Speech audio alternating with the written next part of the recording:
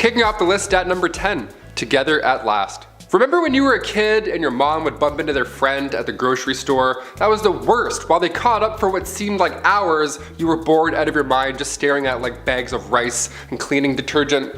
That's when the shrews fiddle comes in. Two women would be locked together, hands included, and face each other, all because they were too loud or they were arguing. These were used in the Middle Ages, most commonly in Germany and Austria, and the contraption would have 3 holes, one for each wrist and the third for your neck. Now sometimes they would attach a bell to these shrews fiddles to alert the town that the victim was walking by, you know, in order to talk smack, maybe huck a tomato or two.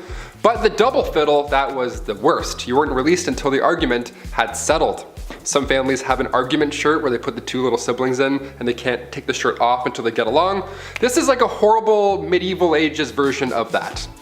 Much more uncomfortable. Not made of cotton. Or funny. Just bad.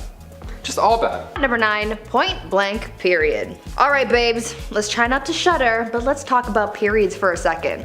Aunt Flo, the Red Sea, Shark Week. So many names to describe a pretty sucky time for people who get their period, right? Well, it might suck these days, but back in the medieval times it was a hell of a lot worse. They just didn't have the same kinds of resources that we have today, so a lot of people had to use their noodle to figure out how to get by. Period products weren't really a thing back then, so people had to get creative. They would use rags or other linens to fashion a pad, but underwear also wasn't really all that popular yet, so they had to find a way to keep things in place. They would also sometimes fashion a makeshift medieval tampon of sorts where they would wrap cotton fabric around a twig and shove it up their hoo-ha. Sounds mighty uncomfortable if you ask me. Some people would also seek out bog moss because it was remarkably absorbent, so they would make their period products out of that sometimes too.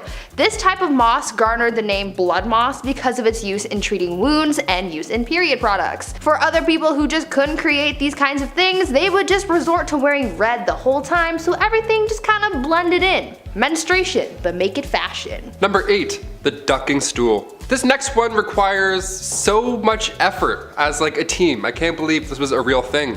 The ducking stool was made to punish women involved in sexual activities. How dare you? Shame. Men were punished too, but if we know anything about history, it was mostly women who had to put up with this shit. There was first the standard ducking stool, so women would have to sit in this chair, strapped down while sitting outside of their home, or they were carried down the street. Humiliation at its finest. The town would be like, they had sex, can you believe it? Let's take the day off work and embarrass them now. Losers, they're the losers. So stupid, so backwards.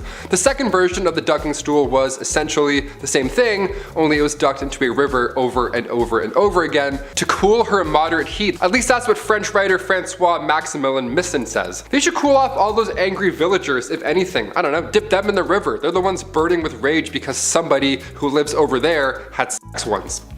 It's really weird. Go home. Relax. At number 7, Satan's incarnate. Back in the medieval age, women were very much oppressed and incredibly misunderstood. I mean, they thought so many women were witches, and as time went on, the criteria for diagnosing a woman with witchitis or whatever got bigger and bigger to the point where literally any woman could be accused of being a witch for the most BS reasons.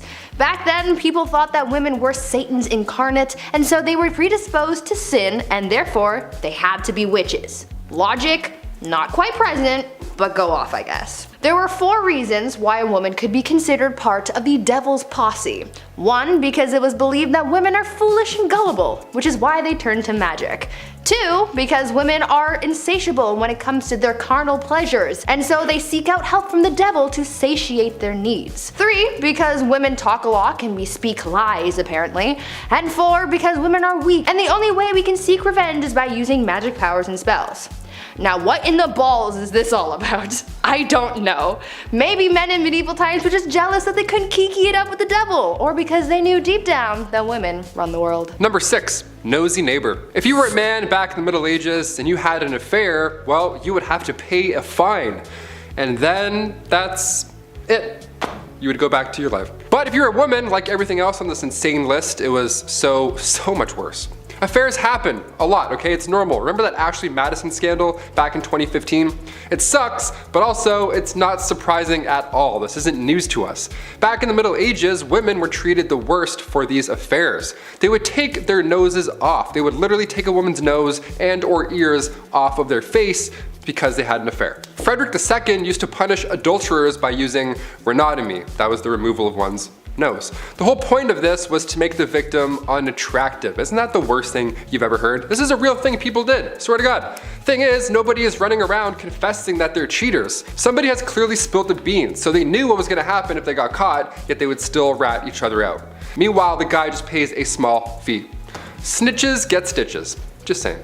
At number 5, married young. Lots of people get married at different ages. I mean, I know people I went to high school with who are already married, and I know people who didn't get married until later in life. But in medieval times, women, or rather girls, were getting married off at very young ages. At just 12 years old, a girl would reach the age of maturity and was then entitled to marry, usually to someone her parents had already chosen for her. To me, that just sounds so unfair, right? I mean, this kid hasn't really been able to live their life, make mistakes and learn from them, and now they're expected to be a wife and soon a mother? I could never. I mean, I'm only 22, so I'm not even thinking about those prospects, but I couldn't even imagine the amount of pressure that would be on a 12-year-old at the time. What's worse than just the age at which these girls got married was the treatment that they received from their husbands. Under civil law, a husband was literally allowed to physically harm his wife. In moderation, of course.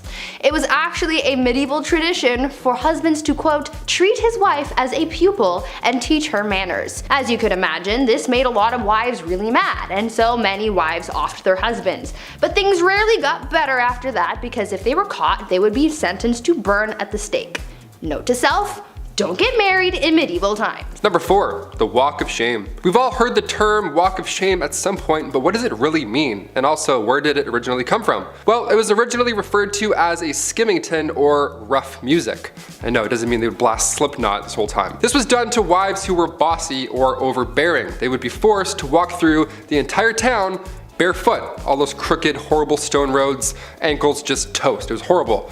They would also be scantily clad too, because why not? Because men are making the rules, that's why. And as you guessed it, crowds would be waiting outside, all prepared to bang pans and yell horrible things at her. I guess these dudes just never had jobs. I don't know, they were just always on standby, ready to yell at a lady walking by through town, bare feet, all because she was deemed too bossy. Okay. If you're wondering who exactly is responsible for these public humiliations, the court. The official court. Judge Judy back in the day would be like, yes or no, did you raise your voice? Okay, case dismissed.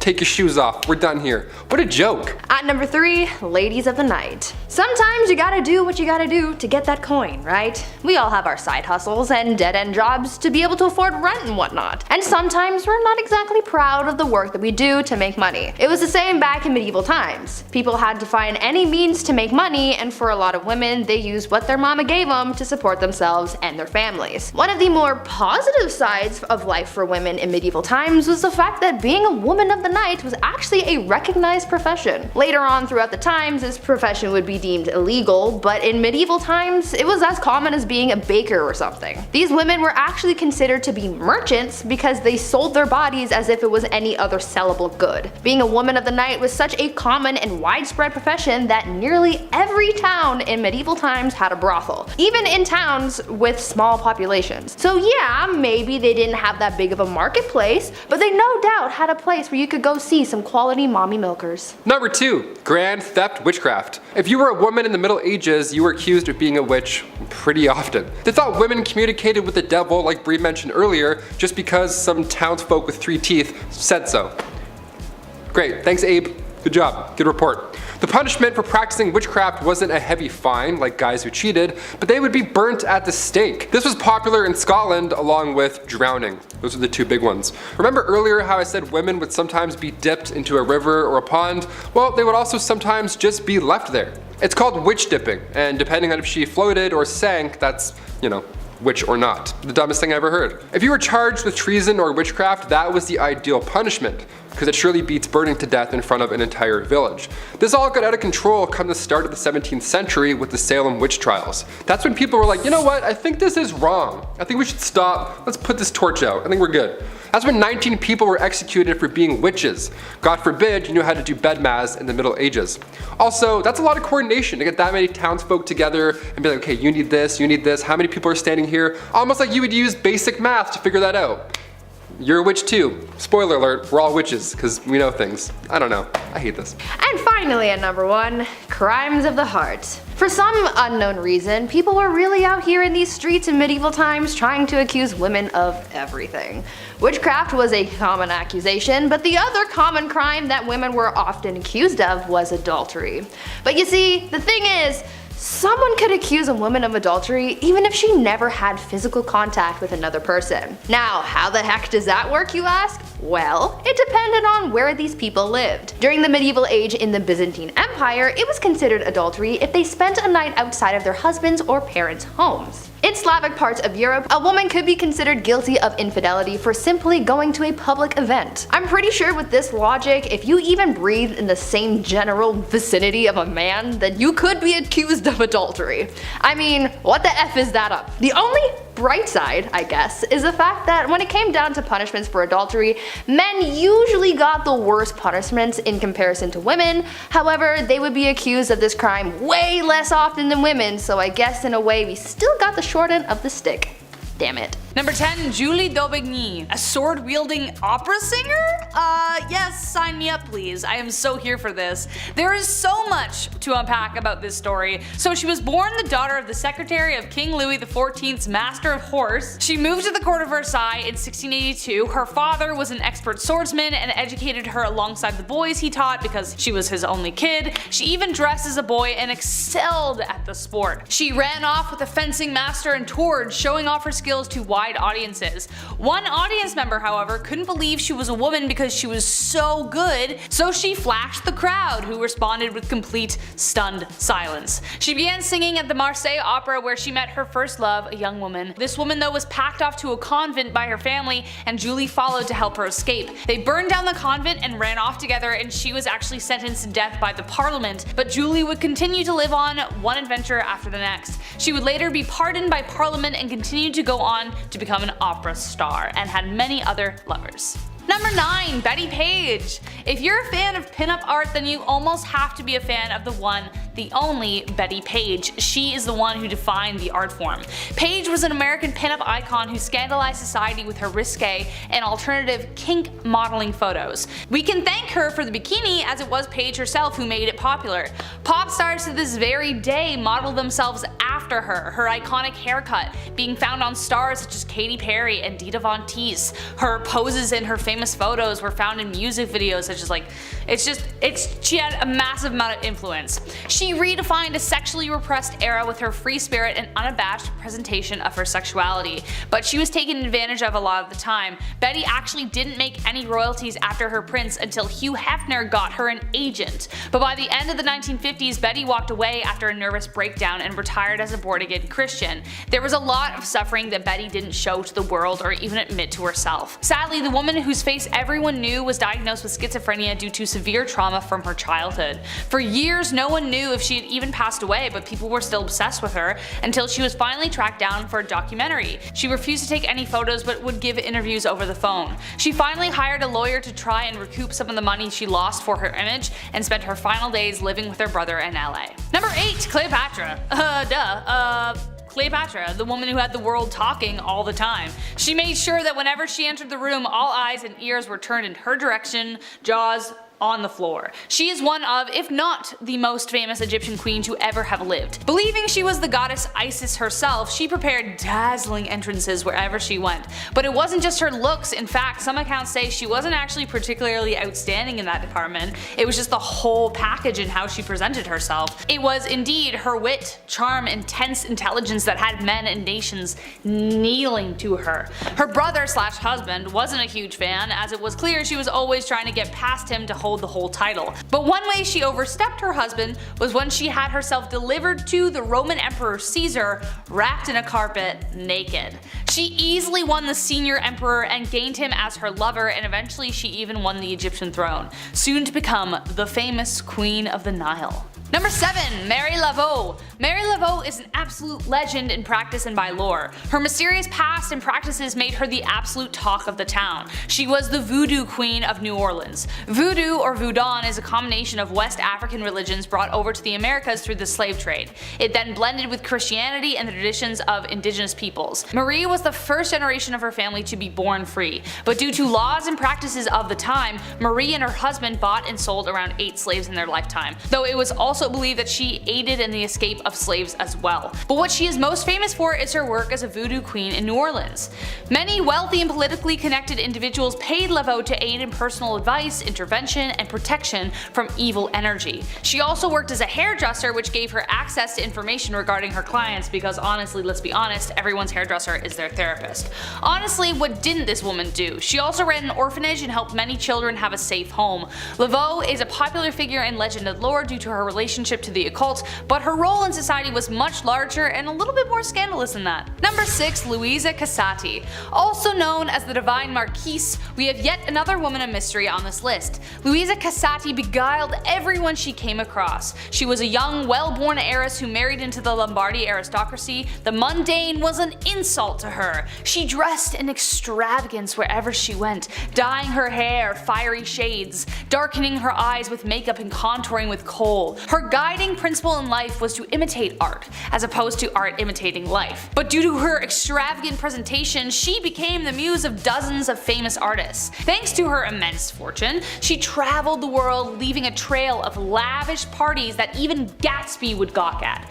Every party topped the last. She had a collection of very special drugs, naked servants gilded in gold, wild animals. Her tombstone reads, "Age cannot wither her, nor custom stale her infinite variety." Number 5. Madam C.J. Walker. Madam C.J. Walker broke records and blasted through glass ceilings as the first self-made female person of color millionaire in America. She made her fortune thanks to her homemade line of hair care products for black women.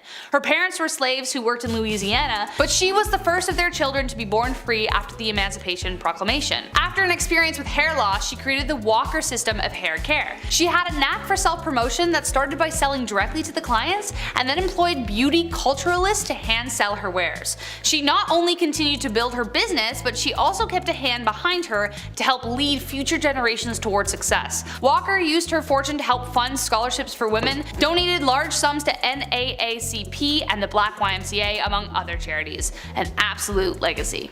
Number 4. Mary Wollstonecraft. Mary Wollstonecraft is a feminist icon who began setting the groundwork for women's rights all the way back in the late 1700s. She authored A Vindication of Rights of Women in 1792, which is considered the earliest treatise advocating for women's rights. Wollstonecraft was born in the Age of the Enlightenment in England. The Enlightenment is pretty much as it sounds, an intellectual period which advocated for reason to obtain objective truths. As part of this movement, Mary and her sister founded a girls' school in London in 1784 to educate young girls. She continued to write articles advocating for the education and equality of women in society throughout her life. She believed that if women weren't educated to the same degree as men were, then society would come to a standstill. Sadly, Mary never fully saw the success of her ideas. She died during the birth of her second daughter, Mary, who, funny enough, would go on to write one of the most controversial books in history, Frankenstein. Number 3. Mae West.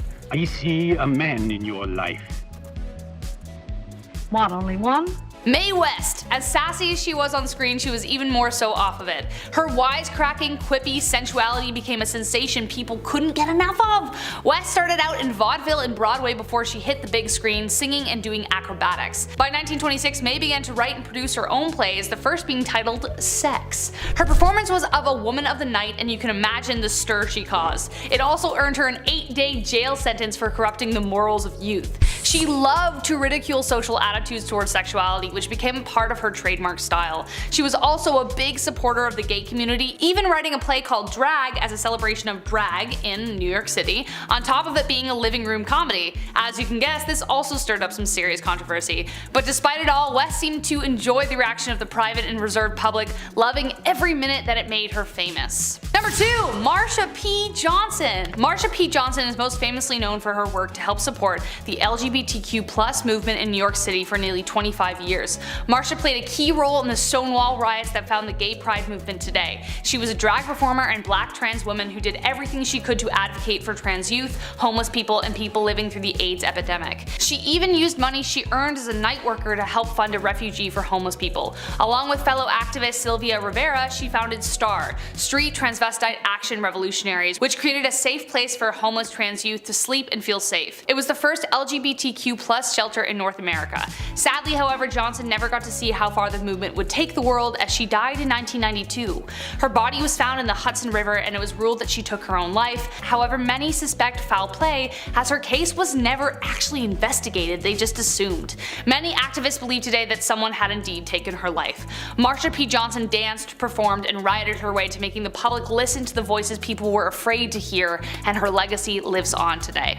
And last but not least, Rosa Parks. One of the loudest scandals in history that ferried in waves of change was the decision Rosa Parks made one day to stay seated on a bus. It was a scandal that transformed the world. In 1955, Parks refused to give up her seat on the bus to a white man from Montgomery, Alabama. This simple and brave refusal initiated the civil rights movement in the United States. Her actions inspired the Montgomery bus boycott, led by a young Reverend Dr. Martin Luther King Jr. Up until this point, bus segregation was enforced, and the black community was forced to sit in the back of the bus always. It was also customary for bus drivers to request that black citizens give up their seat to white citizens. So one day when Parks was riding home from work, she was exhausted. The bus driver asked part of the back of the bus to stand to make room for a white citizen. Parks was the only one who refused, and she was arrested as a result. In her autobiography, Parks writes, and I quote, "People always say that I didn't give up my seat because I was tired, but that isn't true. I was not tired physically. No, the only tired I was tired of giving in." Kicking off the list at number 10, a lot of hair.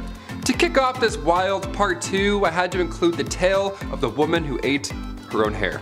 Why did she do it? What happened? How much hair? Well, let's find out. All the questions about to be answered. The Liverpool Daily Post back in 1869 got the attention of those passerbyers with this one. A 30-year-old passed away in the village of Lincolnshire. That's not too far off from the average life expectancy of the 1800s, but this case was a little odd. Something was off about it. So doctors asked the family if they could carry out a post-mortem, and lo and behold, a 2-pound solid chunk of hair was sitting in her stomach.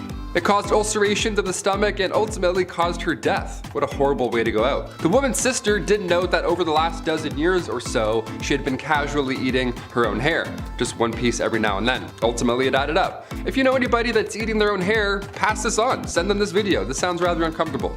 Number 9, cat attack. If I have to pick, I would say I'm 100% a dog guy. Cats are cool, don't get me wrong, but this next story freaks me out a bit. Also, I had a cat once and I pulled its tail on it. Hissed at me and scratched me and scared the life out of me. So, dogs for sure.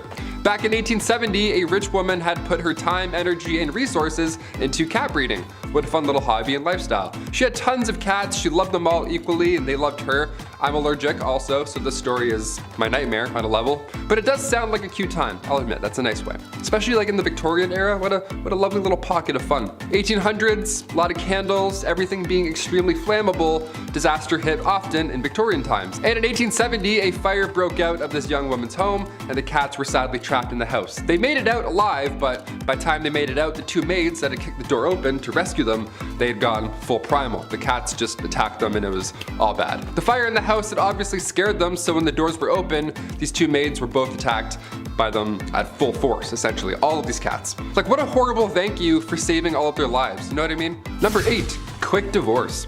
Let's just say the love thing isn't working out, okay? It happens, people change, but now what? Say it's the Victorian era, but divorce in England isn't allowed until 1857, and it's 1856. So now what are we gonna do?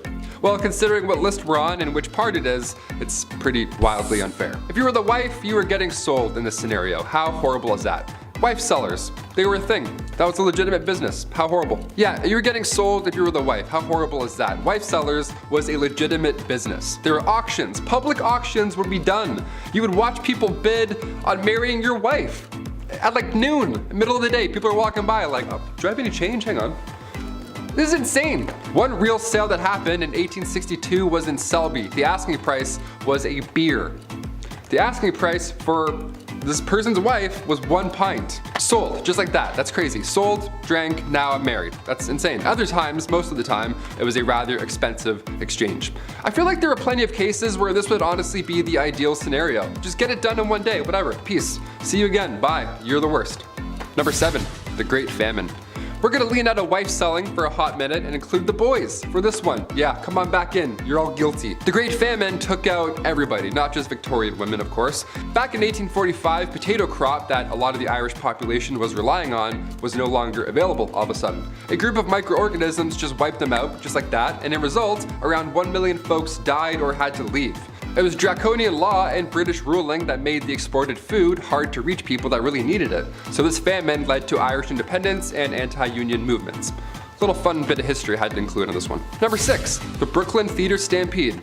And we're back to absolute horribleness. Here we go. I love the theater. When the pandemic shut down plays, I actually felt pretty sad. I like sitting in full rooms watching a guy in a fake wig monologue about Mozart. Like, that's my ideal Saturday night. That's the best. I don't want that to not be a thing anymore. I love theater.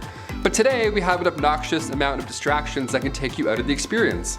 Guy's texting, fighting his ex-girlfriend 2 rows ahead of me. I'm trying to watch Joseph in the amazing Technicolor Dreamcoat. And I'm like, man, it's not the same anymore. Theater's not the same anymore. Turn off your phone. Throw a tomato at him.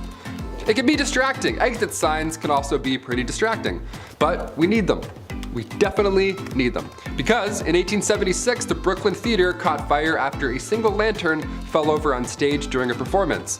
This was 1876. Everybody was wearing flammable attire. There aren't emergency exits yet. A fire marshal hadn't come in and counted heads at this point, so it was a disaster. 278 people lost their lives. A monument was put up after the incident. It shook the town. It was absolutely horrible. I read about this and I was like, that's horrible. We got included in. This is a horrible list.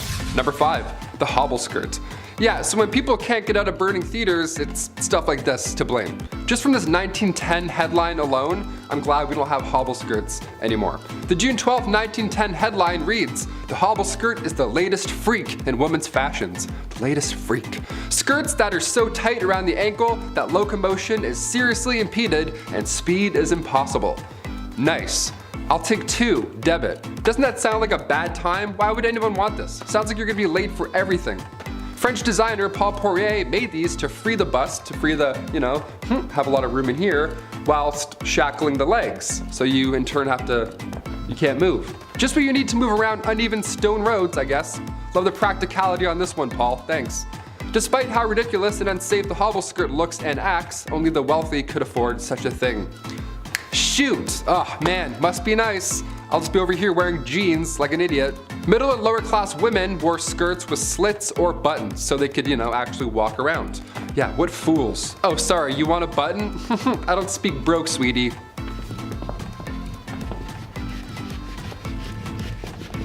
Number 4, lead-based. When I started here at the studio a year and a half ago, maybe 2 years, I was like, okay, I gotta put on face cream maybe. A lot of lights, a lot of HD. This, time to get rid of these bags under my eyes finally. I don't know, maybe drink some water. See what happens. Finding a skincare routine of any sorts is easy now, dare I say. The lovely World Wide Web has our back. You can learn how to draw your eyebrows on while listening to true crime. It's wonderful where we are today. But the cosmetic game, back in the 18th century, not great. Turns out wasn't that great, not that safe. RuPaul's Drag Race would have been a lethal sport, know what I mean? Back in the 18th century, lead mixed with vinegar was often used to make your face look, more pale. The Victorian look, I guess, gotta have those veins pop out. A splash of sulfur for those freckles. Horrible idea. Queen Elizabeth I used cosmetics containing lead, mercury, and/or arsenic, the same poison that took out George III and Napoleon Bonaparte. So, not safe at all in any time, period. In fact, arsenic was on the priority list of hazardous substances, and toxic metal exposure is still an issue we're facing in this era, let alone Victorian. Number 3, the Kensington system. This was horrible. Queen Victoria was brought up under the Kensington system, which if you haven't heard of before is awful. I was grounded more often than not growing up, I'll admit, I was the youngest of 3, so I tried some shady stuff every now and then, but this is another level. At least I could go to the washroom without supervision, you know what I mean? Yeah, buckle up. Victoria's mother, Duchess Victoria of Kent, she created this Kensington system to control her daughter. She literally isolated the child from friends, family members, anybody, everybody, you name it. Her mother would monitor her every action on top of this, including who she can see or speak to, if there were any of those people at some point. Victoria only had 2 playmates growing up her entire life. She had her half-sister, Princess Feodora of Lenigan, and then the Duchess attendant, Sir John Conroy, his daughter, Victoria. I mean, I had like 4 friends growing up, you know, maybe 5.5, but this is just cruel. This is just unfair. Especially with a royalty too, you'd think you can have more things. No, less. She shared a room with her mother until she was a queen. That entire time, she literally couldn't walk down the hallway alone. Victoria has reflected on her childhood, and yeah, in case you're wondering, she hates John Conroy. She referred to him as a demon incarnate, so she's got the words. Number 2, arsenic dresses. If looks could kill, literally. You've heard of arsenic and old lace at some point, but what exactly are we talking about? Back in 1861, a poet by the name of Henry Wadsworth Longfellow, real name, his wife, Fanny, also real name, her dress caught on fire and her burns were so bad that of course she sadly didn't survive. But this was sadly common in Victorian days. Puffy dresses, open candles, as we heard earlier. These dresses back then, they were flammable as is, but some of them were made with literal poison. Some of them had arsenic made to have that like green look, like the real arsenic green look. It wasn't just in clothing either. Back in 1861, an artificial flower maker named Matilda Schurer used green arsenic laced powder, and her fingernails had turned green and green foam started coming out of her mouth, and it was just a horrible way to go out. Arsenic is not supposed to be inhaled, let alone worn. Although yeah, it did look nice for a hot minute. Not worth it. And finally, number 1, Queen Victoria's threats. Being the queen and all, and we're talking about the Victorian era, I figured we'd end with this one. Being the queen and all, a security team is always needed, and during her reign, there were multiple attempts to harm the young queen. The first attack was back in 1840. It was an 18-year-old man named Edward Oxford, and he fired towards the queen's carriage, but obviously and luckily missed. But when Edward was accused of high treason, he was actually found not guilty due to insanity. Then a couple years later, in 1842, it happened again. This time 2 men fired at her. They were found guilty. In 1849, her carriage was attacked by William Hamilton. In 1850, as the carriage was passing the gates of Buckingham Palace, Robert Pate, a retired soldier, ran up and hit her with his cane. Victoria was okay, thankfully, but of course, she was shook. Then again in 1842, 1849, and 1872, attempt after attempt. But then things got a little worse. If you haven't heard of Boy Jones or anything that happened here, I saved it for last because it's extremely unsettling. A teenager stalked the queen back in 1838 until 1841. Edward Jones, aka Boy Jones. This guy somehow managed to break into Buckingham Palace more than once. It was some Assassin's Creed type stuff. He just knew some back way, he climbed some window or whatever. The guy just knew a route in, so he would break in and would more often than not just hide under the queen's sofa. He would sit on her throne sometimes, and one of the worst things ever, he would go through her drawers and like go through her clothes and stuff. It was creepy. He would steal her clothes until eventually and thankfully he got caught. Of all the things you can do, of all the crimes you want to commit in the Victorian era, you're gonna go hide under a couch for 5 years? Okay, I'm glad he got caught, but just so weird. What a weird ending. Number 10, bottomless undies. I think I speak for everyone when I say that putting on a clean, fresh pair of underwear is a nice feeling. Gone is the brown underwear that was once white of yesterday, replaced with fresh, loving linen of today. Now, if you're also like me, then you probably have some underwear with holes in it. I'll throw them out eventually. I'll get around to it. Just wear them a few more times first and then I'll get rid of them. But did you know that some ladies' underwear in the Victorian era had no bottoms? Yeah. Part of the many layers of clothing that women were wearing back then, their underwear had no bottoms, which to me is the whole point of wearing bloomers in the first place. You gotta keep your business warm and packed away. I just don't understand what the point of having it all hang out is. That's just stupid. I don't know.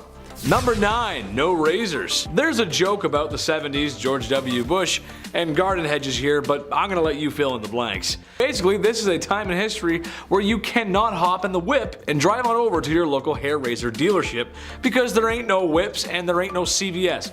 Or Shoppers Drug Mart if you're Canadian. Today you can buy disposable razors pretty much anywhere, and there's multiple models for doing so. When things get hairy, you got options. Women in the Victorian era were not so lucky. They had to go for the natural look.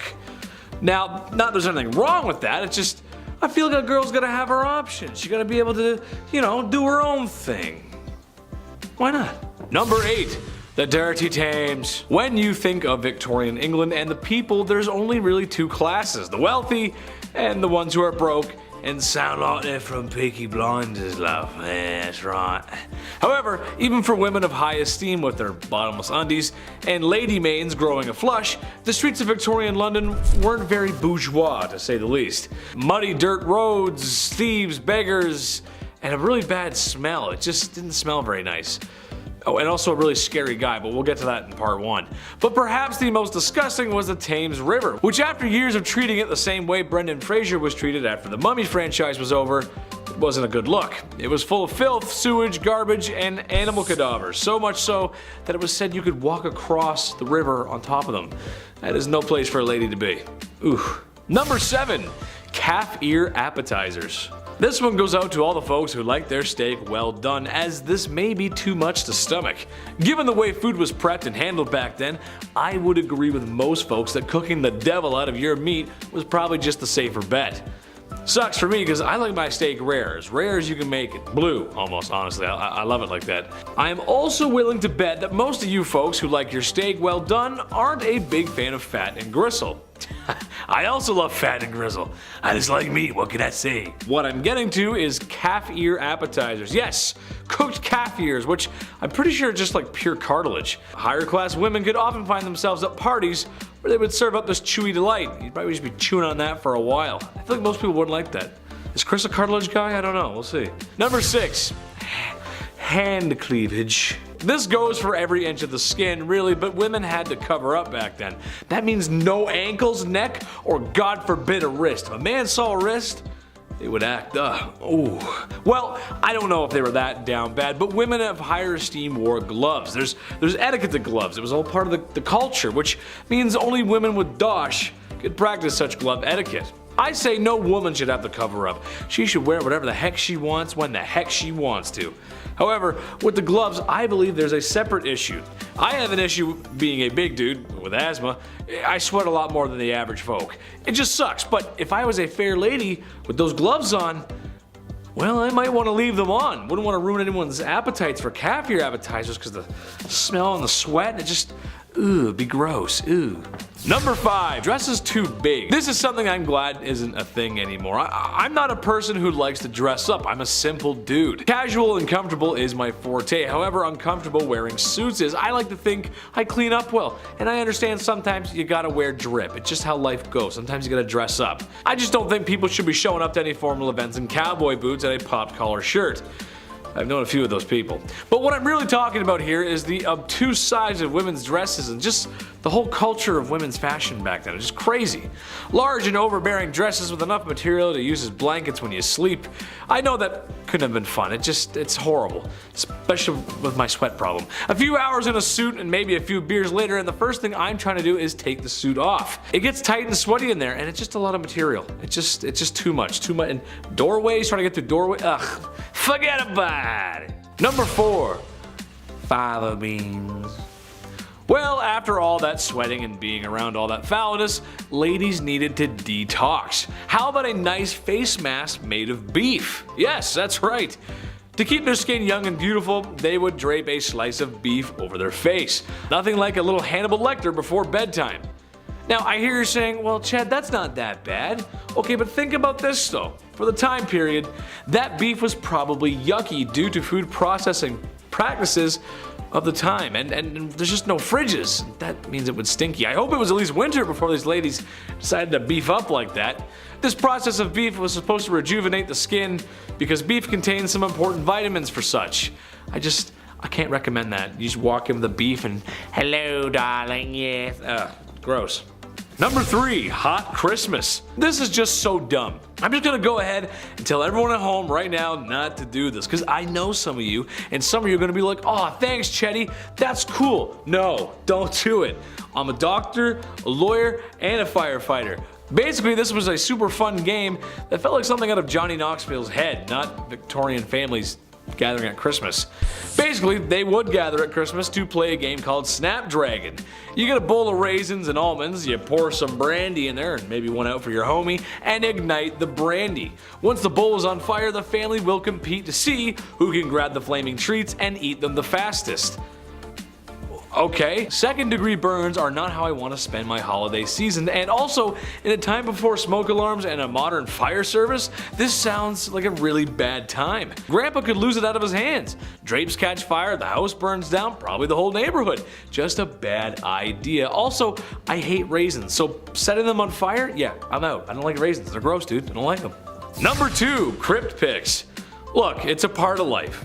It happens. You live, you love, and depending on how much your wife likes interior design, you probably have a sign hanging up like that in your home somewhere that says something like that. You know what I'm talking about. And after spending all that time in HomeSense, it's all over. Fade to black, cease to exist, the forever box. There's a whole process and respect in the undertaking business. The Victorian era had a strange tradition, however. How about taking photographs with the body of a family member who has recently passed on? Yeah, that's right, I know. I couldn't believe it, really.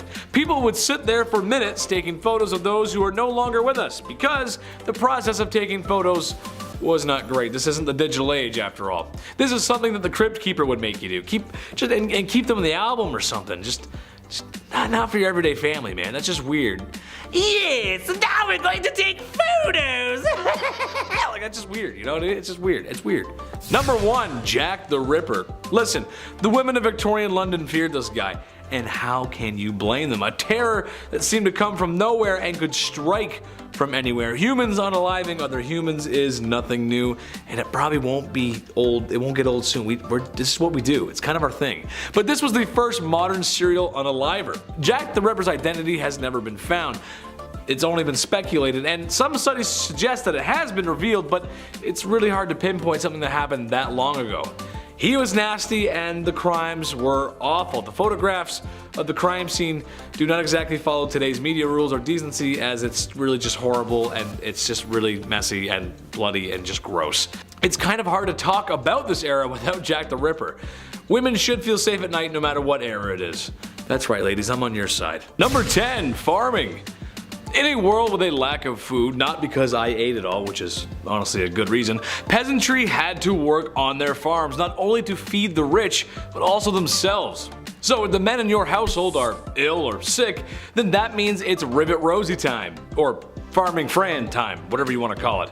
I don't need to tell any farmer out there how tough their job can be. Being a medieval woman farmer, that's tough. Also, they probably weren't allowed to wear clothing that was more suitable for plowing fields. And of course, there's a woman trying to do a man's job. How dare she? People just should have let them be. There's a good chance the crops wouldn't make it either. A green thumb would have come in very handy. A tough job nonetheless. Number 9, beer maiden. This one goes out to any woman who's ever had the pleasure of working at a certain restaurant that's fixated on women's chests. You know the one I'm talking about. Or any woman who had the absolute pleasure of working at a golf course clubhouse. Keep your mitts to yourself, you filthy animals. I can't imagine the bar maidens of ye olde times had better luck. There really aren't a lot of laws to protect them either. But basically, they helped serve ale in the taverns and inns, which brought in all kinds of unsavory types. Mind you, it's not as bad as it would be in Skyrim or, other fantasy RPGs, but it's still a sour bunch. Sometimes there were just barrels of ale and the maiden's job was to simply just keep filling the tankards and handing them out. I'm sure she was well respected and not even once ever had her personal space infringed upon, right? Of course not, no. Number 8, caring for children. Hey, someone had to do it.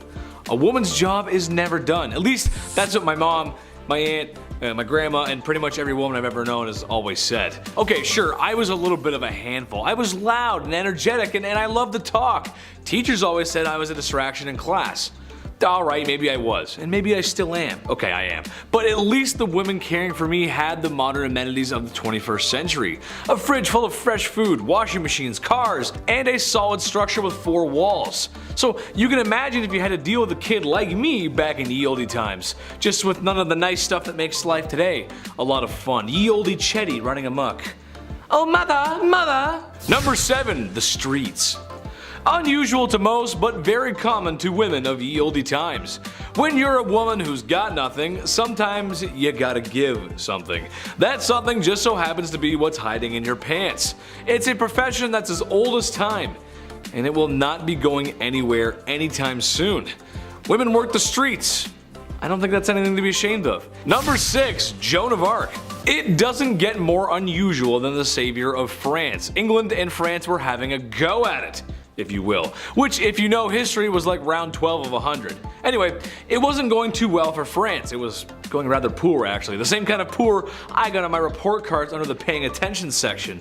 Oops. Then there was Joan, really a nobody, when one day she heard the voice from a higher power that she was to drive the English out of France. Naturally, the people around her, especially the men, scoffed at the thought of a young woman being the hero they needed. But given that they had nothing to lose, suited her up and sent her out.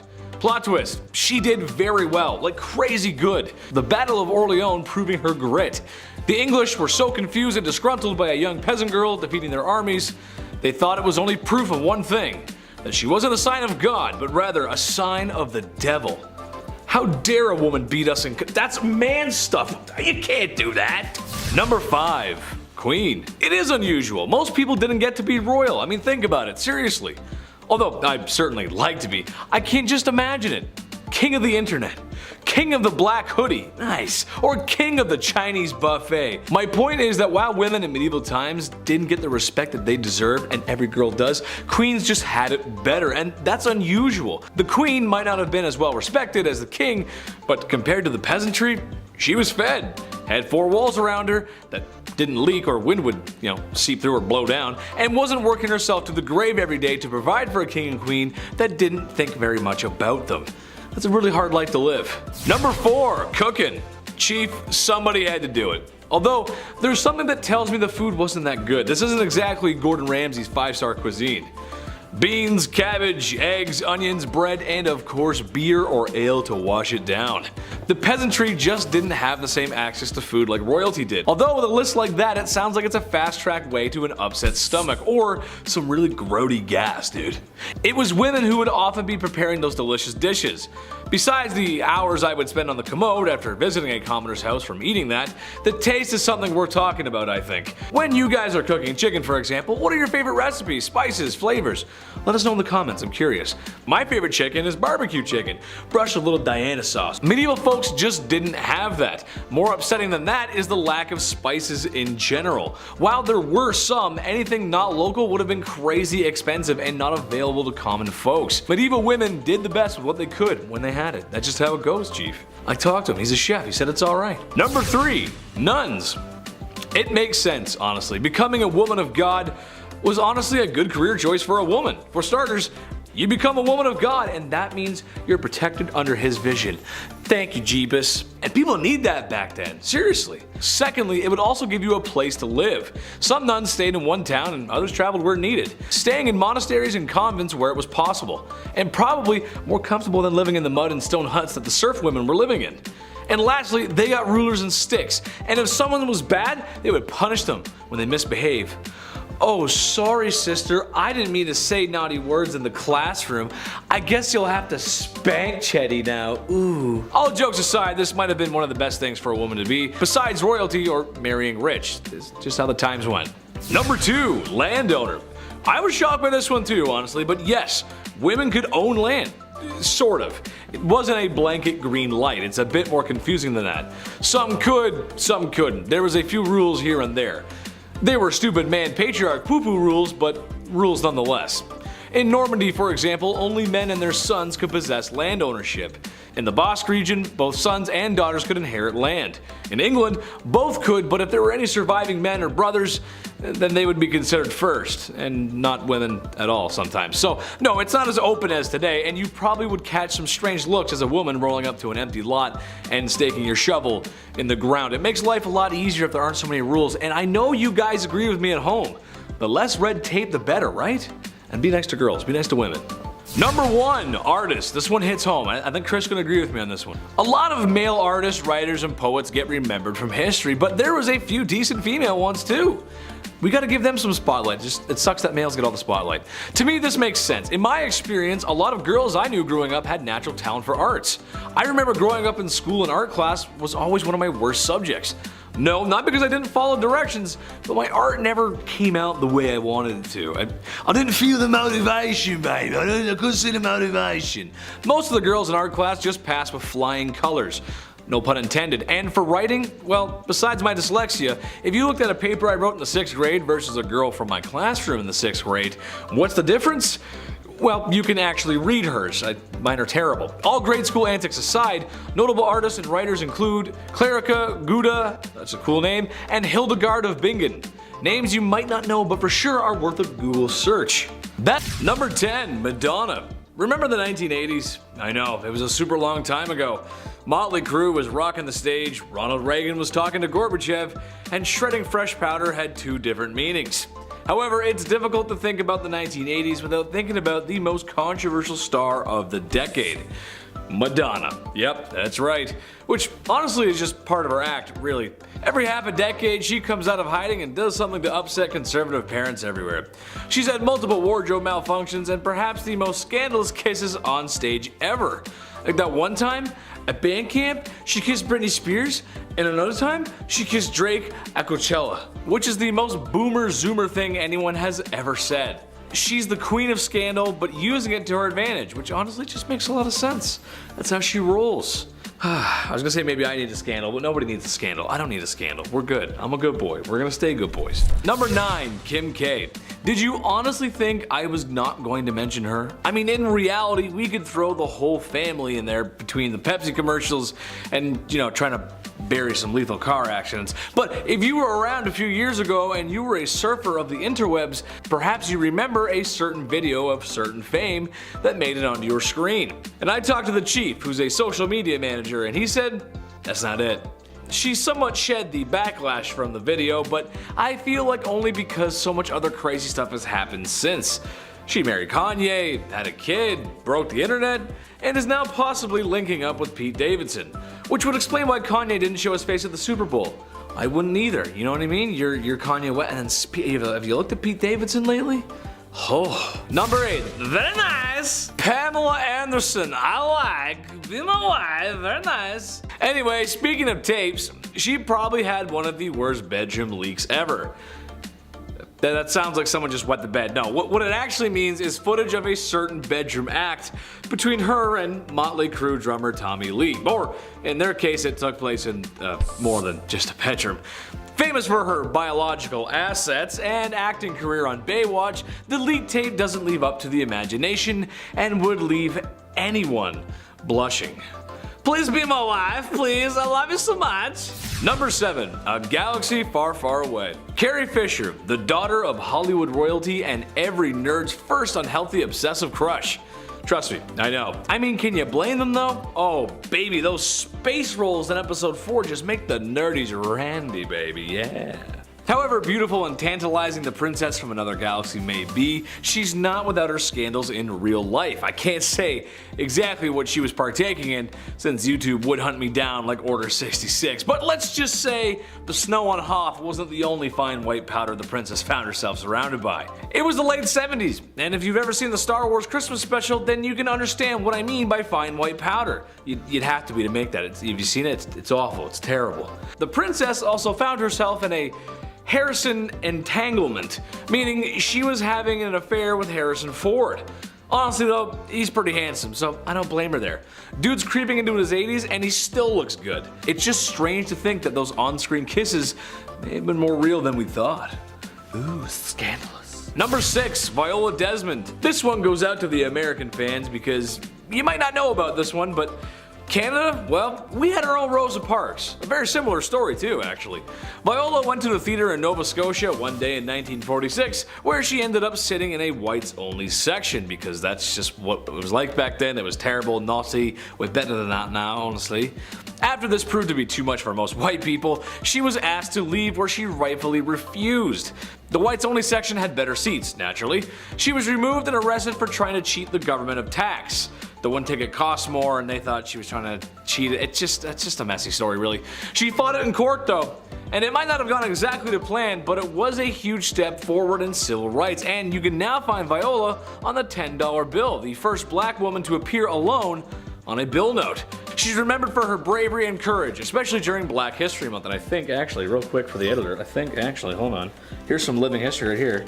Oh, it's not. I'm fake fan. I got the other one. I got the old one on there. Damn. Number 5, Eva Braun. What's more scandalous than being the devil's girlfriend? Well, how about being the worst man in history's girlfriend? Yep. For a lot of these women, it's hard to stay out of the press, even the women that lived before the modern paparazzi. It's just like any other love story, really. Girl meets boy, boy meets girl, boy is way too old for the girl. Girl likes the boy anyway, and if she doesn't, her family might disappear. Boy wants to take over the world and destroy certain groups of people. You know, that old chestnut. Spending time in the Bavarian mountains with other top German officials, it would be no surprise that she believed in some of the heinous things that Mustache Man and his cronies were peddling. And oh boy, they were pushing some real garbage. The kind of garbage that should have been emptied last week, but nobody in your apartment, including you and your roommates, has the energy to get up and take out. In the end, I believe it's a story of Icarus. Sure, everything was fine and dandy with Mustache Man, and his goons were rising to power, and heck, maybe even the house in the hills was real swell too.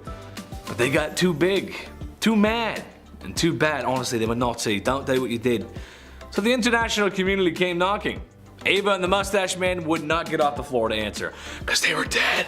Number 4, Bonnie. From Bonnie and Clyde. Picture this, it's a brisk summer night in 1933. The city streets are illuminated by a full moon, and the warm orange glow of neon lights reflects in the puddles that surround parked cars as far as the eye can see down each end of the avenue. City noises softly pollute the background, when all of a sudden you hear tires screeching and engines roaring. The wailing from sirens grows louder as a beige car comes careening around the bend. The soft city noise has now been replaced by screaming, sirens, and perhaps most terrifying, gunfire. Loud single shots, rapid fire return. What I described to you might be every Hollywood movie depicting the Public Enemy era, but it's not that far from the truth. Can't talk about that time period or scandalous women in history without talking about Bonnie and Clyde. Emphasis on Bonnie. A bank robbing duo that saw enough action to have their story and car immortalized in legend. A girl who was down in her luck and got herself wrapped up in the wrong crowd. She loved to take pictures, and the photos were scandalous to say the least. It's one thing to rob a joint and open fire on regular folks, but to take photos of yourself after you escape if you just did that? Hey, I don't know, that's pretty scandalous. Listen here, kid, say cheese. Number 3, Marilyn Monroe. Happy birthday, Mr. President. I mean, this is where it all starts, doesn't it? Celebrities were nothing new when Marilyn Monroe came around, but she was known for her acting, beauty, and scandals. When you're the most gorgeous woman in all of Hollywood, that kind of pressure can get to you. She was a superstar who put people in theater seats, and I hate to tell y'all, but that's all producers really care about even today. They just want your money and put bums in seats. That's just how it goes. She was the first model to appear on the Playboy cover, married to Joe DiMaggio of baseball fame, and perhaps, maybe kinda had a thing with one of the presidents of the United States. But I guess we'll never know which one it was. It was JFK. Number 2, Marie Antoinette, the last Queen of France. Okay, so nobody actually said the famous no cake line, I get it. But you gotta understand how messed up things were. The rich were literally having lavish parties at the cost of the poorest and less fortunate citizens. There's only so much hunger people can take before they start acting up. After all, what is the king gonna do? How can you take away from those who have nothing? Or even scarier than that, have nothing to lose. While the king did make most of the decisions that would end the royal rule in France, it was her spending and lifestyle that made people sick. I mean, literally sick. They were dying in the streets. Nicknamed Madame Deficit because in a time when the economy wasn't so hot, she was. She was spending money on ridiculous things like her hair, when God forbid she should, help the people that make any of her lavish life even possible. Number 1, Elizabeth Bathory. This might be the worst, most down bad woman in history. I'd argue she's the first serial unaliver because, well, that's kind of what she was. Basically, she was a noblewoman of a family who owned land in Hungary. She had a thing for unaliving young women. You know how it goes. Gross. using a list of horrible methods that, if I listed, would have the FBI at my front door. FBI, open up! Anyway, the estimated number of victims is around 300. Some say 600. Some even say she bathed in the blood of her victims to stay young and beautiful. She was eventually arrested and sent away to live the rest of her days in a castle, where she had free movement of the castle. So basically just ye olde house arrest. Perhaps it was something to do with being rich. I wonder if that had something to do with it. Yeah. In at number 10 is jewelry making. Egyptians saw deep spiritual significance in their jewelry, but also had a love of aesthetics. And those two things combined to create some of the most unique and lavish jewelry found in history. Worn to ward off spirits, protect health, bring good luck, and more, there were even certain colors and designs that were associated to certain gods and powers. And so, Egyptian jewelers followed very strict rules regarding the mystical aspects of their jewelry creations. While a woman usually would not be a metal worker in Egyptian society, it was very common for her to be making jewelry. The tools were smaller and the process required less heat and thus less danger for her. Metalwork techniques included precious metal sheets that were cut and shaped, notched together. Wire work was accomplished through strip twisting. Pieces could be held together with this wire stripping system or crimping techniques. These strips were also how link chains were accomplished, as well as the securing of beads or the backs of earrings. For jewelry designed exclusively for burial, the metal was often quite thin, as the jewelry of the deceased was not subjected to the wares of everyday life. Precious stones, ivory, real flowers, and shells were all common ornaments, as was name engravements, but it was more common with royalty. Jewelry makers were women of high status due to these contributions and the revelry jewelry held in ancient Egypt. For number 9,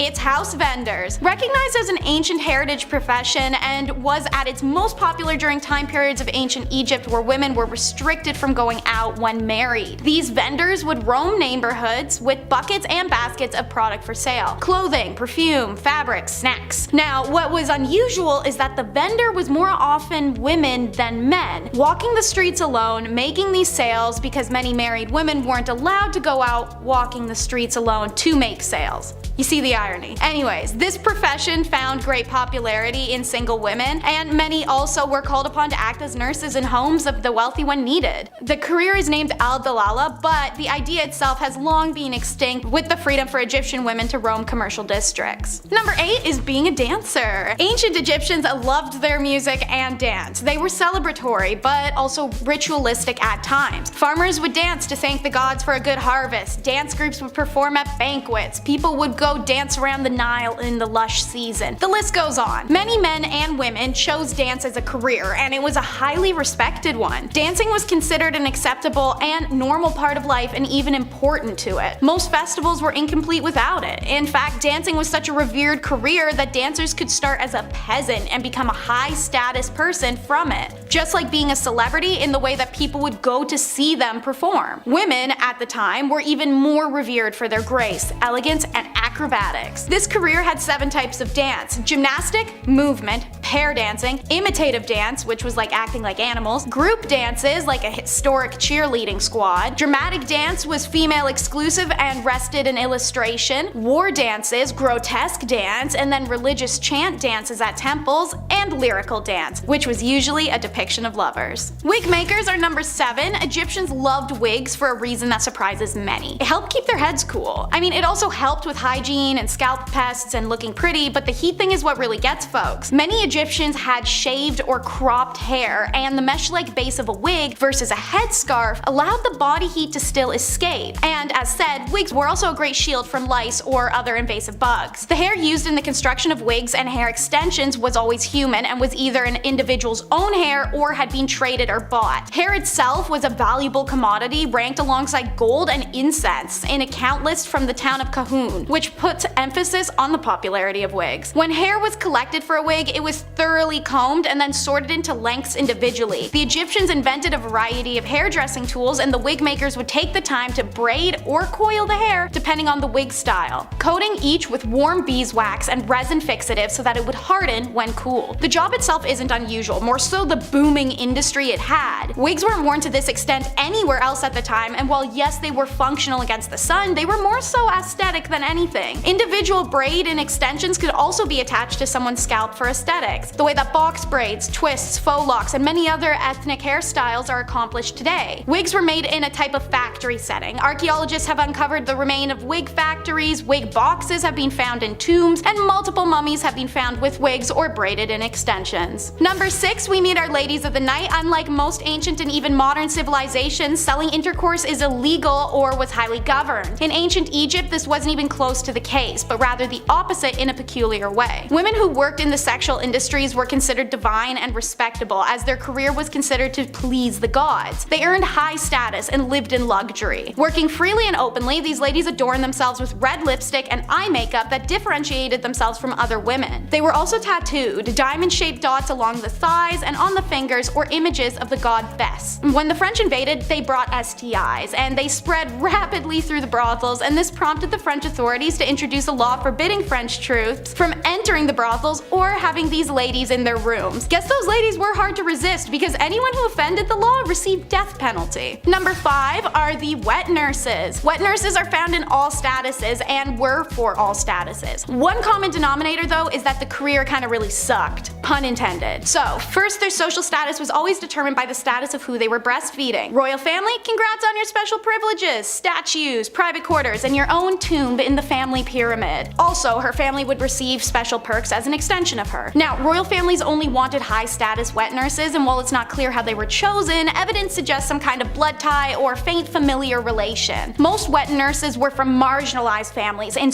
lower socioeconomic statuses and worked under conditions and pre-definitive wages. Wet nurse requirements for any status were intense. She'd have to have given birth at least twice, have a large but healthy body due to the belief that large bodies were more nourishing. Despite that, her breasts should be medium. Too small, not enough food. Too big, the baby's spoiled. In addition to all of these prerequisites, the wet nurse should be sweet-tempered, affectionate, and responsive to her charge. She should also abstain from intercourse because it could reduce her affection towards a child, and they also said no alcohol. A good call, knowing what we know now. Wet nurses were women exploited for the products of their bodies. As slaves, they were coerced for their milk. As lower social status women, they were employed for their bodies to enhance their inadequate domestic status. Even her own household suffered physically and monetarily if a wet nurse defaulted or failed a contract. On the same page, surrogates are number 4. This is a widespread practice in Egypt. The first story of surrogacy, found in Genesis 16 of the Bible, was the story of infertile Sarah having Egyptian Hagar carry her child for her and her husband Abraham. Even Egyptian pharaohs had used concubines to produce heirs. They often married their sisters or aunts, and children born of these marriages were most of the time not in great or functional health and wouldn't survive. Any child born of a concubine for a pharaoh was accepted as his lawful offspring. Now, they were quite limited in their rights, and they could only inherit the throne in case of the absence of another more entitled heir. Surrogates experienced similar contracts and status leveling as wet nurses. They were desired to be mothers already, have a bigger, healthier body, and naturally beauty was a desired element as well. Women of low status who made a career of surrogacy often died in childbirth or from hemorrhages due to the repetitive birthing process, but for some, it was the only career they could have. Priestess is number 3, and so while it was a male-dominated field, many women were employed as a priestess or a high priestess at the temples around Egypt. Mostly from upper status, many were married to the priests, which they owed their position in society. Despite this, they played roles in the temple rituals, such as servicing goddesses Hathor, Neith, and Pakhet, or working as dancers, musicians, singers, and acrobats in the temple. The most important priestess was known as the god's wife Amun. This woman was usually the daughter of the pharaoh or sometimes his wife. She usually held a very high position in court and performed important rituals to honor the god Amun. The priestess was in charge of managing the gods' affairs, attending to ritual dances and performances, shaking their rattles and rattling their necklaces, which were long and heavily beaded objects. By the beginning of the New Kingdom in 1550, the title Chantress of Amun was used, and it was usually the wives of the priests who gained these elevated positions as well. The concept of a woman as a priest was unheard of in many kingdoms. A high priestess and the reverence and traditions of female gods being led by women were unusual to outsiders of Egypt, who oftentimes restricted most priestly activities to just men. Number 2 is professional mourners. Okay, so here's a weird one. Professional or paid mourning is an occupation not only found in Egypt, but in China, the Mediterranean, and Eastern Europe. This practice is literally paying a stranger to attend a funeral to lament, deliver a eulogy, help comfort the family, entertain, or lay on the ground wailing. There's some range here, depends on what kind of funeral you want to have. These paid mourners made ostentatious displays, messy hair and smudged makeup, wailing, pounding on the ground or their chests, throwing themselves about as they smeared dirt and sand all over their body while they screamed. It's a full spectacle. Now, another depiction of the paid mourners in Egypt is a little more chill. Two women impersonating the goddesses Isis and Nephthys. They were believed to play a special role in someone's death. Most inscriptions of a funeral where they are present as paid mourners, they are on each side of the corpse and their bodies are fully shaved. These women also had to be childless and have a tattoo of either Isis or Nephthys' name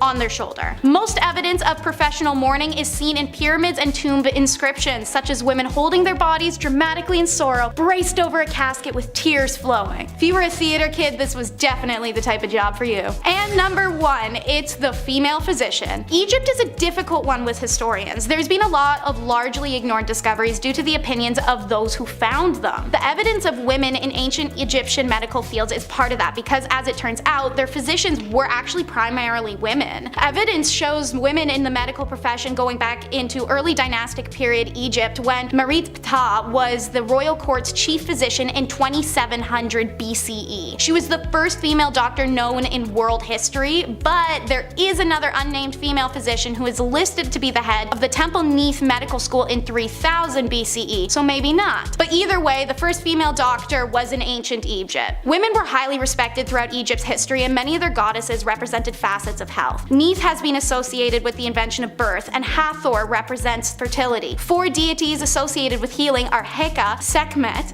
Serket, and Nefertum, which are all female. So, bizarre claims you may have heard that no women are involved in Egyptian medicine don't accord with the values of their civilization, which were incredibly equitable. By this reasoning, there were no women involved in anything of note anywhere in the world until the modern era, because history books make no mention of their contributions. But it's all up to say. First up, let's meet Pearl Hart. And let me start by saying that there's like 3 Pearls on this list. Wild West was a big fan of that name, and Pearl was a big fan of the Wild West. She was born in Canada around 1870, and by 17 she was married to a gambler and on the train to the Americas, running from her terrible father and a life of disguising herself as a boy to commit thefts to scrape by. At 22, she attempted to divorce said husband to pursue further opportunities in the West. A total ride-or-die dandy, Pearl's husband upped his life to chase her down, and when he found her, Pearl was already living it up with cigarettes, liquor, and even morphine. He won her back, but only before being drafted. After her husband left to fight in the Spanish-American War, Pearl, who was using her old cross-dressing ruse to commit thefts and crimes alike, met a man named Joe Boot, who was a career criminal. They robbed stagecoaches for a while before she was caught and jailed. Hart is famous for saying, "I shall not consent to be tried under a law in which my sex had no voice in making." She was eventually released, to jail having helped her find sobriety, new skills, a career, and how to read and write. But the rest of her life is kind of unknown. America was shocked and thrilled by the idea of a female outlaw, and Pearl earned endless infamy from the age of 19. Newspapers clamored for interviews with Hart, while Cosmopolitan, a new magazine at the time, was obsessed with her and often sent reporters to try and get quotes out of her. The Old West never saw another woman like her. And Pearl wasn't the only one taking advantage of male privilege. Meet Charlie Parkhurst. And from 1812 until their death in 1879, nobody knew Charlie was biologically a woman. There's no official documentation on what Charlie identified as personally. If they felt themselves to be a woman or non-binary or transgender, we'll never know. The story goes that while in the poorhouse as an orphan, Charlie discovered that boys have a great advantage over girls in the battle of life, and they desired to become a boy because of it. But what we do know is that times were rough for ladies in the Wild West, so this crackerjack stagecoach driver decided to live most of their life as a man, driving stages for Wells Fargo and the California Stage Company, pulling cargoes of gold over tight mountain passes and open desert, at constant danger from rattlesnakes and desperados. But Charlie had the balls for it. They're remembered as short and stocky, a hard drinker, cigar smoker, and tobacco chewer who wore an eye patch after being kicked in the left eye by a horse, thus their nickname One-Eyed Charlie. Using their secret identity, Charlie was also a registered voter, and meaning they may have been the first American woman to ever cast a ballot, and nobody knew. After stagecoaching industry began to die due to the railroads, Charlie lived out the rest of their life raising cattle and chickens until their death in 1879. line. It was then that their true identity was revealed, much to the surprise of their brooding and brutal friends, and then it was documented to the world in newspapers, many of which actually appreciated who they'd been in their secret instead of belittling them in death. I'm sure Charlie would have loved to see that and know that. She's who you'd see in these old western films, Josephine Sarah Marcus. A smolderingly good-looking actor born in 1861, Marcus ran away to Tombstone, Arizona while touring with a theater group performing Gilbert and Sullivan's HMS Pinafore. She stuck around to marry Sheriff John Banham, but 2 years later when notorious criminal Wyatt Earp showed up, well, her marriage went cold very coincidentally as she got all hot over tall, dark, and handsome Earp. Josephine and Earp fell in genuine love, and she'd supposedly be the reason behind the famous duel at the OK Corral, a 30-second flurry of gunfire involving the Wild West superstars Doc Holliday, the Clayton brothers, and of course, the Earps. He, unlike many, was unbothered and actually more intrigued by her Jewish heritage. The Earps lived an okay life once they settled a bit, moving between mining and oil camps and eventually California to promote a movie about Wyatt Earp's lawman exploits. Unfortunately, Wyatt passes away before this is accomplished, leaving Josephine to battle it out with the studios and writers who take the original biography and turn it upside down. A commercialized depiction of her husband and an unflattering portrayal of her is released called Wyatt Earp Frontier Marshal. It came out in 1931 and fueled 50 years of Wyatt Earp mania, pro and con in print and film. Until she died, Josephine worked hard to have the correct documentation of her beloved life released. She passed away in 1944 and claimed until her dying day that Wyatt Earp was her one and only true love. Here's another one, Pearl de Vere. She is one of the most famous madams in history. This red-haired siren was born in Indiana around 1860 and made her way to Colorado during the Silver Panic of 1893. De Vere told her family she was a dress designer, but in fact rose to fame as the Old Homestead, a luxurious brothel in Cripple Creek, Colorado. The price of a night's stay could cost patrons $250, which at the time was insane, but more so in comparison to how most hotels at the time charged about $3 a night. The building was reportedly equipped with an intercom system and boasted fine carpets, imported furniture and drinks, and chandeliers. As beautiful as she was sharp, the Rose of the Wild Bunch. Daughter to Germanic mother and Native American father, Laura Bullion faced discrimination and inability to fit in right away. But that's okay, she followed her father in the footsteps of career criminal. And while working as an escort in Texas, she becomes involved with Will Carver, who had been her married-in uncle until her aunt's recent demise. Now widowed, Carver took 15-year-old Laura to Utah with him, where he begins working with Butch Cassidy and the Wild Bunch in 1898, as does Laura. Laura Bullion helped the gang by fencing goods and money for them and was known to the group as Della Rose and often called the Rose of the Wild Bunch. Her affections also turned to Bill Kilpatrick, a member of the group, and they became lovers. Having taken part in several train robberies with the Wild Bunch, Kilpatrick and Bullion returned to Texas with William Carver, where Carver was ambushed and killed by lawmen on April 1st of 1901. Bullion and Kilpatrick then fled to St. Louis, Missouri, where they were arrested on November 8th of 1901. Kilpatrick was found guilty of robbery and sentenced to 15 years in prison, while Laura was sentenced to 5. After serving 3.5 of those years, Laura was released from Missouri State Penitentiary at Jefferson City, Missouri on September 19th of 1905 and lived the last years of her life in Memphis, Tennessee, under the name Freda Lincoln, where she was a seamstress and a dressmaker. She passed away on December 2nd, 1961, and is buried in Memphis under a tombstone that reads Freda Bullion Lincoln, Laura Bullion, the Thorny Rose.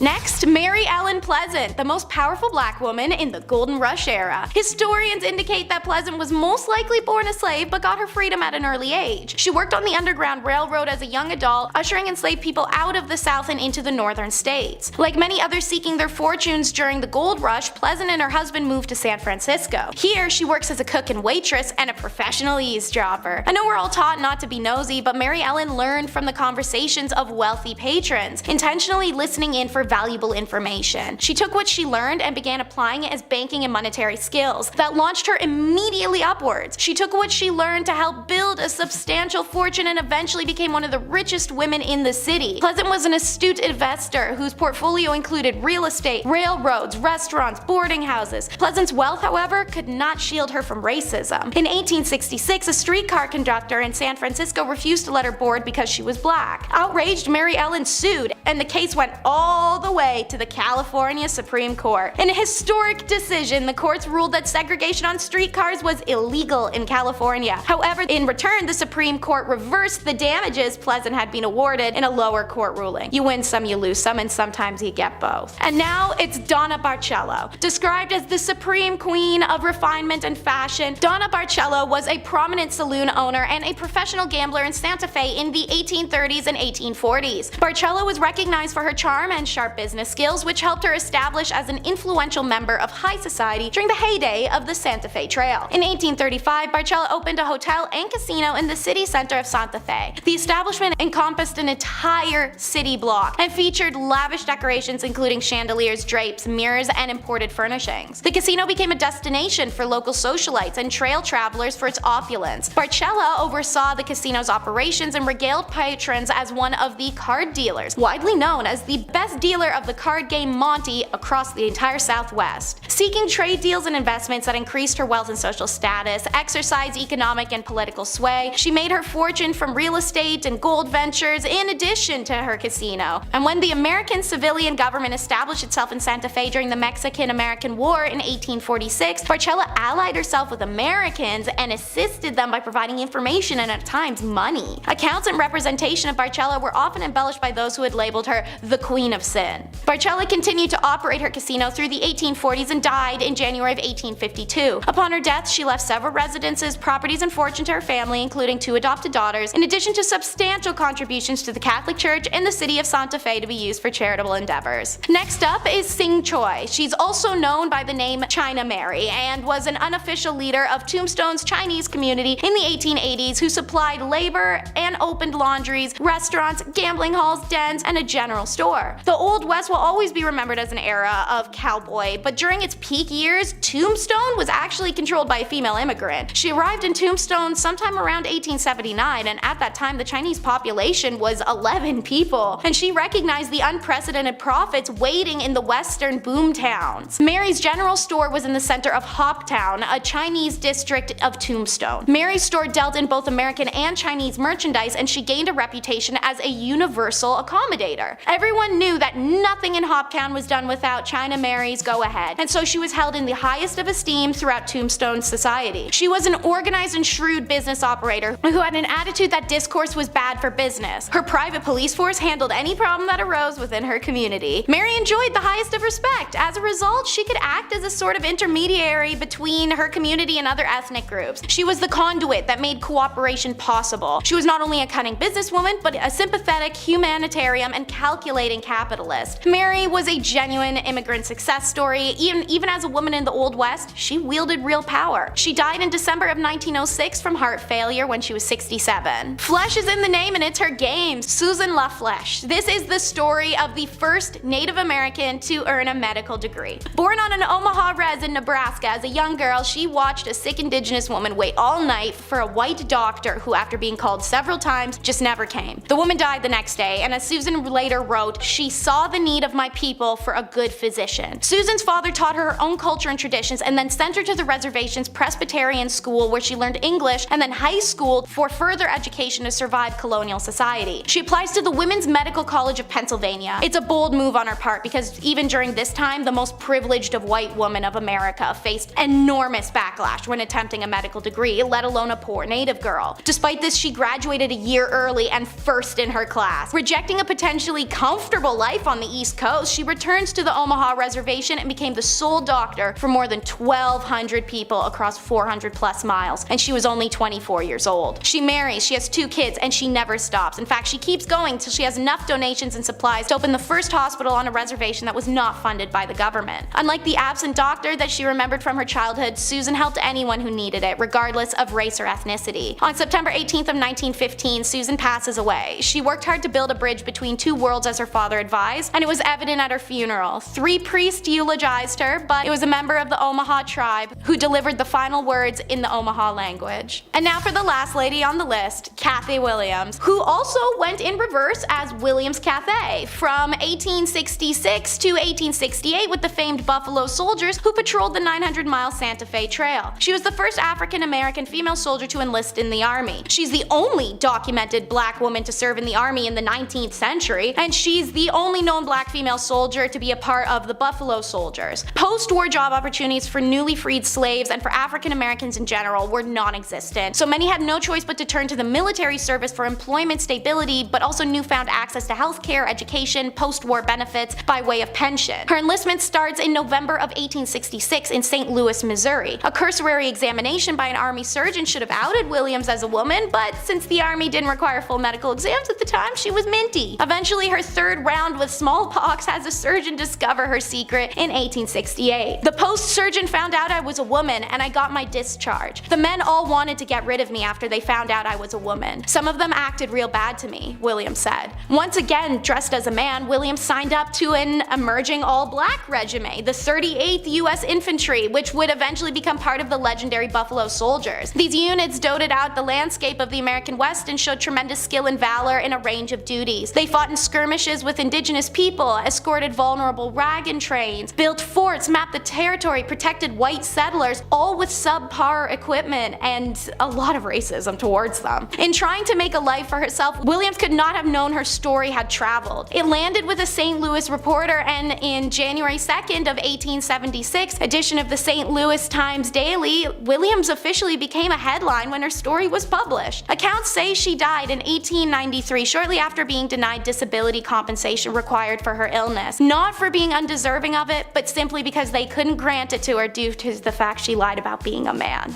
Number 10 starts us with the blame game, because it is super important to note off the bat, yes, because of how progressive ancient Egypt was in comparison to other societies, their grievances against women tend to align themselves with either a power play of socioeconomics or adult activities. Aside from that, property and wealth were passed through women, divorce was accessible and easy, and the concept of virginity didn't exist, so you had a lot of liberty, man or woman. Also, you weren't property as a woman, and that's like winning the ancient world's lottery card. However, one thing they had in major common with the other ancient societies is how quick they were to blame things on women. Aw man, a war started because these two dudes are beefing it out over their dad's throne. Must actually be Cleopatra's fault for being so hot, because that makes sense. Alright, so if the Nile flooded, an angry goddess was to blame. If the pharaoh was killed, his wife had to be involved in the coup. Women were supposed to hold equal standing to men, but unsurprisingly, ancient Egyptian literary texts depict adulterous women as the central figures that disrupt the social order of all of Egypt, and thus are deserving of a horrible death for having the audacity to taint her husband, nay the world, with her evil doings. Meanwhile, a man or even a pharaoh could be playing the fields harder than a lacrosse team and nobody said boo. In one way, such stories or folktales served as warnings or regulatory mechanisms. In another, they are prime examples of symbolic violence. Women are to be blamed. The blame game is fueled by resentment, the drive of man to be the fastest, strongest, the best. Yet they do not have the one truest powers their counterparts hold, a womb. The ability to create and deliver life is something their male gods can do, but the men on earth could not. If the womb wielders have built-in facet of power you can't regulate nor have yourself, chances are you're gonna be pretty mad about it and lash out in some dumb ways. Such as number 9, which is taken and takers, aka how men controlled the narrative. So in a militaristic society such as ancient Egypt, there is a hierarchy depicted in their literature and art, which Egyptian soldiers are dominant over the enemy soldiers that are subordinated. Intercourse, similar to the Greeks, was about pleasure, but it was also about the roles of taker and taking. Battle was also about taker and taking. Over time, these two began to correlate with the asymmetrical power relation of gender, and influence how both battle and gender standards are depicted, i.e. the narratives of women, men, and war are very carefully regulated, framing gender through feminization of enemies to show them as weaklings. The taken, that the pharaoh and his men dominated as the takers. These two different hierarchies ended up legitimizing both, thus the defeat of enemies is as normal and natural as the domination of men over women. On the flip side of feminizing enemies in their murals and reliefs and statues alike, there was the absence of their enemies and even their own women. Well, at least from the New Kingdom era and onwards. Aggressive acts or depictions of slayings of the enemy's women were carefully left out of battle representations, even though they were depicted earlier and were still referred to in textual sources. Clearly, local Egyptian male audiences did not find it appropriate to depict deeds against non-combatants on the walls of their temples. Another example of women's removal from history would be queens like Nefertiti, Hatshepsut, Akhenamun, and countless other leading ladies that were struck out of the records by angry old men. If you want to learn more about some badass ancient Egyptian chicks and more regal ladies like them, maybe take a second to subscribe to The Hive, because we love a good historical feminist. Number 8 is about life expectancy, which is determined by looking at the fractures and wear on bones. Analyses of the physical evidence of trauma on ancient bones, differences in skeletal markers and occupational stress, and of health status actually do indicate lower life expectancy for women than men in ancient Egypt. Now, class plays a huge role. I mean, yeah, a noblewoman is is definitely going to live longer than a military man foot soldier, but I'm more referring to how a woman who is physically harmed by her husband could just divorce him and walk away. But a noble woman in the same situation had to endure it due to political ties. For example, a study of 271 skeletons from the Old Kingdom cemeteries at Giza, the highest incident of bone fractures occurs in male workers at 43.75%, while bone fractures occurred in 20.73% of male high officials. Bone fractures occurred in 26.41% of female workers, but only 16.66% of the female elites. The life expectancy of women rounds down 30 years and 34 years for men. The most common killer of Egyptian women was the same as most of the ancient world: men, disease, and of course childbirth. Women often had numerous children, and these successive pregnancies could be fatal. Complications such as puerperal fever, hemorrhaging, or postpartum depression. And speaking of bones, number 7 is sticks, stones, and broken bones. A study in 2014 comparing the bones of ancient women with those of modern female athletes has shown the average prehistoric agricultural woman had stronger upper arms than the living Cambridge University female rowing champions, who are in their early 20s, train twice a day, and row an average of 120 kilometers a week. The Neolithic women analyzed in the study were from 7,400 years ago to 7,000 years ago, but had similar leg bone strength to modern rowers. Their arm strength though, y'all, these ladies were buff. Their bones were 11 to 16% thicker in size than that of the rowers, and almost 30% stronger. Then there were the Bronze Age ladies from 4,300 years ago to 3,500 years ago, who had 9 to 13% stronger arm bones, but their legs were 12% weaker. A possible explanation for these hella arm gains through generations is the tilling of soil and the harvesting of crops by hand, processing milks and meats, fetching water, as well as the grinding of grain for as much as 5 hours a day to make flour and other things. For millennia, grain would have been ground by hand between two large stones called a saddle quern. The repetitive arm action of grinding these stones together for hours may have loaded women's arms' backbones in similar ways to the laborious back and forth motion of rowing. Wow, and nowadays we just doom scroll on Instagram for 5 hours to get buff thumbs. Dr. J. Stocks, the senior on the study, comments our findings suggest that for thousands of years, the rigorous manual labor of women was a crucial driver of the early farming economies. And speaking of, number 6 is the harem gals. As we know from Mike Rowe, it's a dirty job, but somebody's gotta do it. The king was considered to be deserving of many women as long as he cared for his great royal wife as well. Everything that touched the person of the pharaoh was meticulously codified and ritualized as a result, starting with his closest family, his wives and their different statuses: main wives, secondary wives, favorites, and then concubines. Being in a royal harem had its ups and its downs. You were property, which is boo, but you were well taken care of, which is yay. The royal harem was installed in part of the royal palace or royal palace complex, as in Thebes or Memphis. Amenhotep III kept his concubines in a palace at Maltaka, which is one of the most opulent in the history of Egypt. Alongside these fixed harems, there were also traveling harems with a crew, so that the pharaoh's companions could follow him more comfortably during his many trips. Moreover, it was an opportunity to siphon different cities that had the honor of hosting them.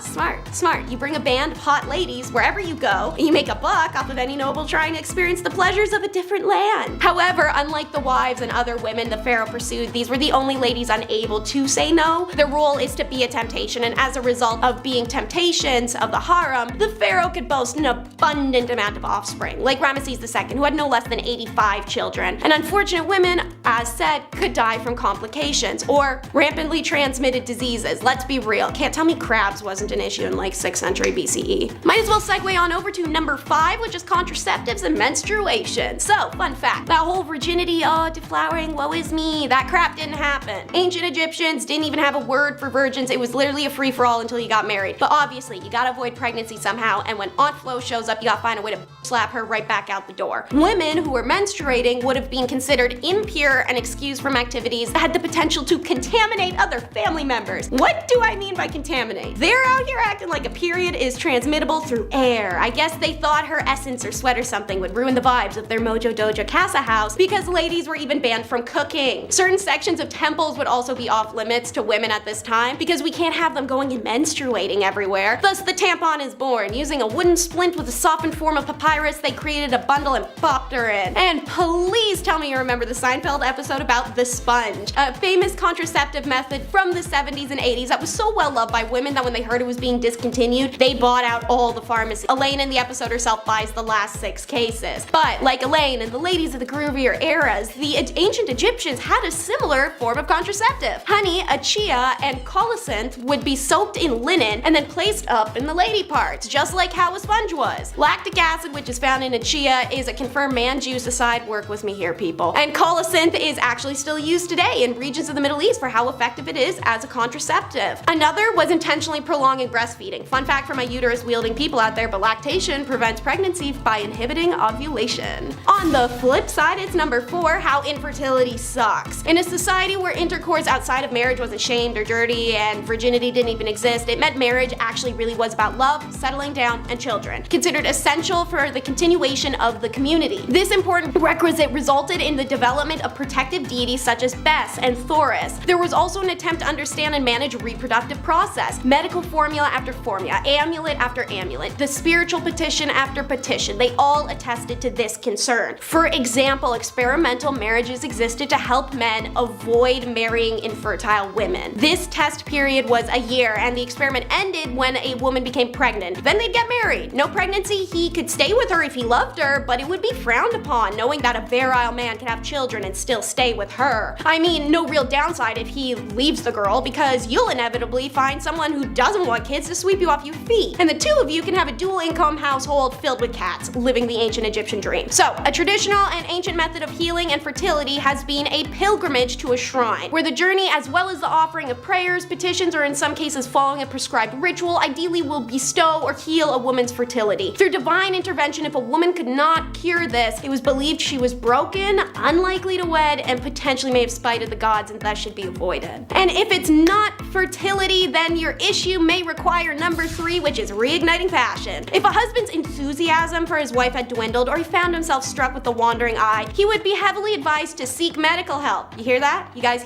all hear that? You heard it? If you're pouting that your wife isn't as hot as the other girlies, don't cheat. Go to a doctor and have them smack you upside the head, or more accurately, give you a unique medicine elixir, which you'd give to her. Remember, it's the blame game after all. If he's not attracted to you now, suddenly it's your fault, not his. Thank God it's only the most puke-inspiring concoction imaginable, made up of dandruff from the scalp of a killed person, blood from a black dog's tick, a drop of your husband's blood from his left ring finger, and his man juice. No specification if it still had to be fresh or if he had to bring it to the doctor in a little cup. If the wife drank this elixir, it was said the husband should fall back in love. Pretty sure she had to love him a lot to drink that nasty crap and not just get one of those quickie ancient Egypt divorces. If the problem was he couldn't get it up, well, there's a 90% less disgusting hack for that the doctors would hand over. A mix of powdered chia seeds and honey that he should rub all over down there. Doesn't work, next option is foam from a stallion's mouth, so that first option better work. Number 2, they're professional drama queens. Death and birth were big deals in ancient Egypt. If families could afford it, they'd get real elaborate with funerals. Hell, if someone was getting sick, it was tradition for everybody to start putting money aside, which is kind of evil if you think about it, but it would make everyone very comfortable with the concept of death to have it thrown at you this way. So, I mean, whatever works. Individuals would be carefully mummified by professional embalmers. The body was often decked out in amulets and jewelry installed in a fine sarcophagus before being interned in a tomb. High-class people might even have mortuary temples where priests would offer prayers and goods to sustain the dead person's soul. And some lady you've never seen before who throws herself on the sarcophagus, screaming her damn lungs out while everyone pretends she isn't there and nothing weird is going on. According to the funerary art of ancient Egypt, one of the most striking traditions is that of a professional mourner. These women were paid to act out extravagant grief. In some paintings, they appear weeping and disheveled while touching the deceased's coffin dramatically. Some stories depict them rolling on the ground. Sometimes, if a real rich dude died, ladies showed up topless and beset and Anubis masks. Crap could get real crazy. I'd say it wasn't a messed up thing that happened to the ladies, but it definitely was one of the messed up things